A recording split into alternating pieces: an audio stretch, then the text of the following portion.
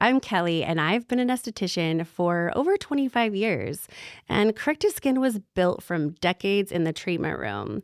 These conversations are just me sharing what I've learned about skin ingredients and what actually works, especially living in the desert. Most skincare works on the surface. We focus on the skin's communication and repair system. So today, we're going to have a little skincare 101. We're going to talk about the difference between peptide stem cells and exosomes and growth factors all together because it can get a little confusing. And also, we'll talk about comedogenic ingredients or ingredients that can irritate someone to break out. So first, though, let's compare talking about peptides, growth factors, exosomes, and stem cells to that of baking a cake, just for metaphorical purposes. So when the structure is right, everything rises, right? Holds and looks smooth. Over time, the ingredients that give skin its support naturally decline and the recipe weakens. You don't fix a cake by frosting the top. You fix the structure by supporting what's inside. EGF would be the head baker, signaling the skin when it's time to repair and regenerate. Peptides would be the structural ingredients like flour and eggs that give strength and form. Stem cells, like the apple stem cells we use in our products, they would be the freshness protectors, helping preserve what's already there. And exosomes are instructors, little messengers, like little tiny packages that carry biological direction. So basically different recipes. And we don't have exosomes in our products, but I feel like it's important to point out because so many of them get confused with, peptides and growth factors and things like that.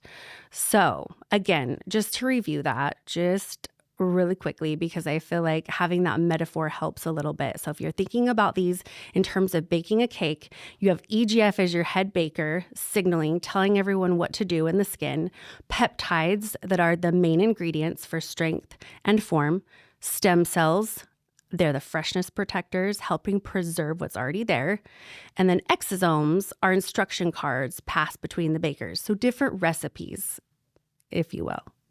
Hopefully that helps to have a metaphor because healthy skin isn't about covering flaws. It's about supporting the structure so everything holds better. Okay, let's talk about pore clogging ingredients because, women over 35 with a compromised barrier or congestion, they're definitely going to be more sensitive to ingredients that have what are called higher comedogenic ratings. So comedogenic just means comedone causing. A comedone is a breakout. Let's talk about pore clogging ingredients, especially for women over 35 with compromised skin barrier or congestion. Some ingredients have higher comedogenic ratings, meaning they're more likely to contribute to clogged pores if used in high amounts.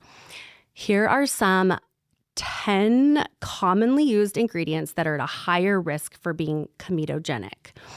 So, and again, let me say too that formulation matters, and where these ingredients are placed in a formulation does matter. If it's sooner in the label, it's going to be in higher concentration, and that can affect your skin faster than if it's later in the label, okay?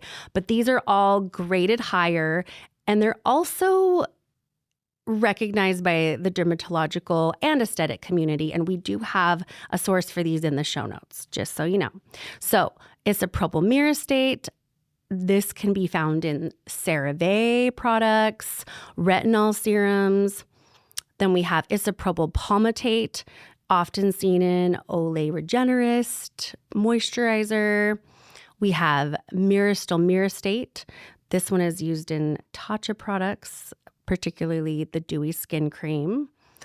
We have butyl stearate, can be used in richer formulas. It is used in some Estee Lauder creams. Cocoa butter. And then we also have coconut oil. And then acetylated lanolin. And, that's in a lot of different products too. One I know of is Elizabeth Arden 8-Hour Cream. Then we have wheat germ oil. And a popular product that has that in it is called bio oil. Laureth 4, which this is an emulsifier that can be in heavier cleansers or creams like some of the Olay formulas. Oleth 3, this is used in multifunctional products such as Estee Lauder Advanced Night Repair Serum Systems.